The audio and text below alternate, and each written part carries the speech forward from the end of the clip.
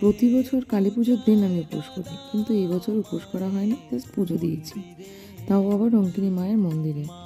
এটি ঘাটশিলায় অবস্থিত। ওর ছুটি পাচ্ছিল না বলে আমাদের কালী পুজোর দিন বেড়াতে যেতে হয়েছিল। তো আমরা মায়েরকে পুজো দেওয়ার জন্য এই দোকানটি থেকে পূজা সামগ্রী নিয়েছিলাম, আর আমি কিছুটা ফুল নিয়ে গেছিলাম। প্রথমেই প্রবেশ করে মায়ের মন্দিরে পুজো দিই। পুজো বেশ ভালোভাবে সম্পন্ন করেছিলাম। তবে এই রঙ্কিনী মায়ের মন্দির 400 বছর আগে রাজার দ্বারা প্রতিষ্ঠিত হয়েছিল ঘাটশিলাতে। শোনা যায় বহু পূর্বে এই রঙ্কিনী মাতা খুব উগ্ররূপে ছিলেন, তখন প্রত্যেক দিন শিশু ভক্ষণ করতেন। তবে দৈবযোগে একটি শিশুর কাছে শর্তে হেরে গিয়ে দেবত্ব লাভ করেন। এখন এই মা শিশুদেরই রক্ষক হিসেবে বর্তমানে পূজিত হন।